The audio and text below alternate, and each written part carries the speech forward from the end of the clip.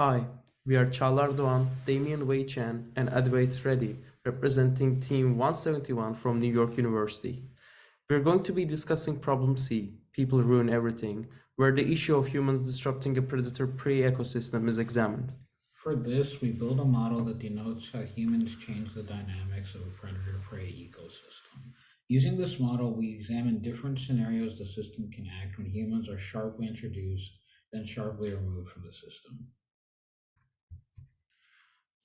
People introduced to ecosystems can change the behavioral patterns of animals and introduce new stresses on predator-prey populations. In this problem, we examine the case in which the introduced human population directly increases the death rates of predators through things like hunting and competition, and reduces the potency of anti-predator behaviors of prey animals over time. Under these assumptions, humans introduce two separate and potentially counteracting effects on the predator-prey system. Under these circumstances, we first examine how populations are affected after humans are rapidly introduced, then explore how the system stabilizes after humans are suddenly removed. We use a standard set of assumptions for our model, namely prey can grow without limit and are only inhibited by one predator species. Predators rely on this prey as a primary food source. Environmental variables are constant. Humans have a direct negative impact on predators. The predator growth rate and prey predation rate are the same. Humans enter and exit the system quickly, which we can approximate with a step function. We use a modified Lotka-Volterra ODE model to reflect the impact humans have on the ecosystem. We assume humans enter and exit the system in negligible time, allowing us to use indicator functions to model human population. We now introduce an ODE to measure the change in anti-predator responses over time. We use Z as a quantitative representation of the decrease of anti-predator responses over time. The first indicator function describes when humans are in the system, and the second describes when humans leave. dz/dt is positive when humans enter the system and is negative when humans leave. We chose Z to satisfy an ODE such that Z spikes when humans enter and drops off quickly when humans leave. For our model, we chose parameters and initial factors that correspond to research about introduction of humans into predator-prey systems. For the beta term in the Lotka-Volterra equations, we use this beta function with the parameter c, which represents the effect humans have on prey behavior.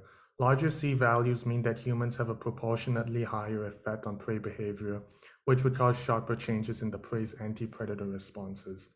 Beta also allows our model to reflect how the predator population initially drops when humans are introduced, but then rebounds as the prey's anti-predator responses are muted, allowing predators to catch more prey.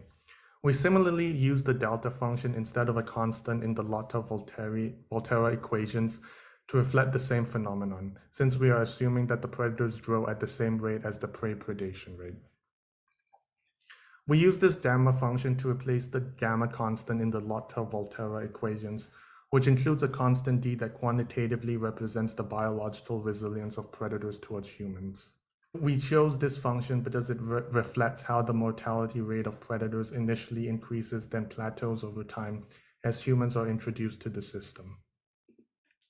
To represent the human population in the ecosystem, we use the indicator function to represent the population of humans in the ecosystem at time t, with p not being a constant that denotes the number of humans being introduced into the system. We now will go over scenarios to illustrate our model. Our first scenario is the case in which there is a low D indicating very low resilience of predators against humans, and a low C indicating a low effect of muted behaviors in antipredatory habits of prey animals. In this case, we see that due to low D, the predator population drops sharply after the initial introduction of the human population to the system.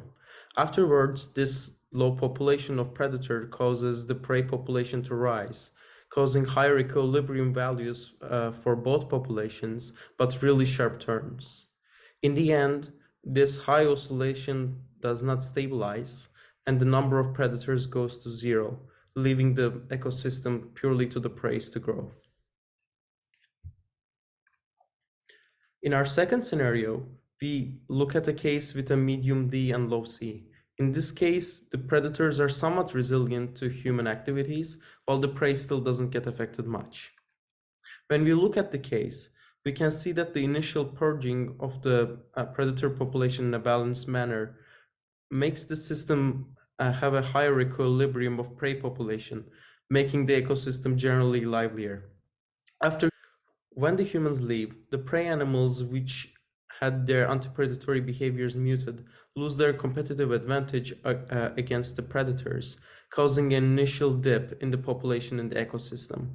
However, as time passes, the system reaches an equilibrium which is really close to the system before the introduction of humans, and the system manages to come back from this effect. In scenario 3, we look at a medium C and a medium D, in which the prey animals get affected more by the human behavior and lose more of their anti-predatory responses.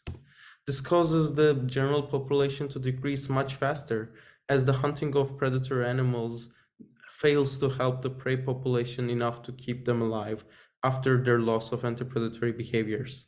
However, after the humans leave, the system reaches an equilibrium close but lower than its initial value, which shows that this kind of cases result in a worse ecosystem, but still a sustainable one.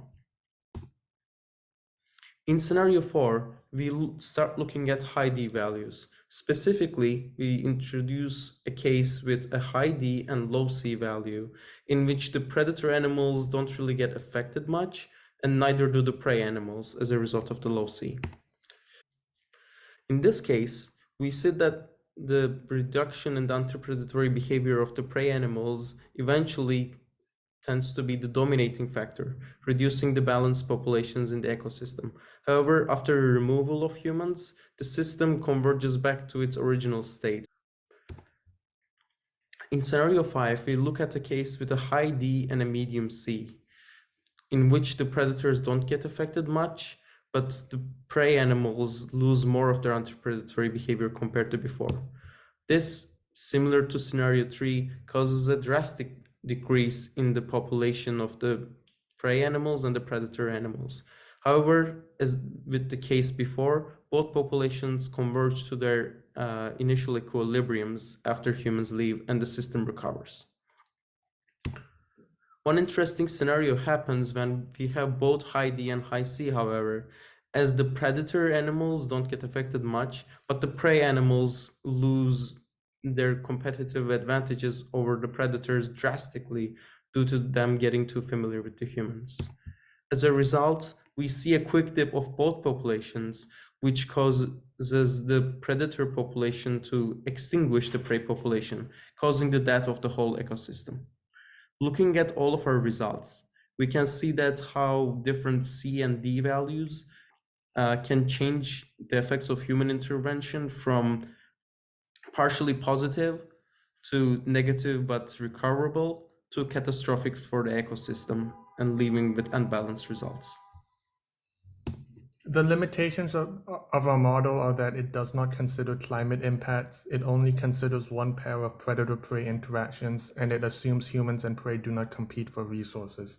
A way to resolve these issues would be to include climate parameters and scenarios, create a system of n equations to describe interactions between n number of species, and to use the competitive variation of the Lotka-Volterra equations to show the effect of humans and prey competing for the same resources.